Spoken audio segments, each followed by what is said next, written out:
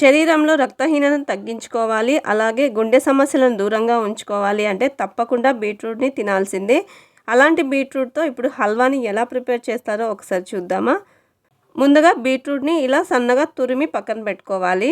ఒక ప్యాన్ తీసుకొని 2 టేబుల్ స్పూన్ల నెయ్యిని వేసుకొని, తురుముకున్న బీట్రూట్‌ని వేసుకొని ఒక 2 నిమిషాల పాటు బాగా ఫ్రై చేసుకోండి.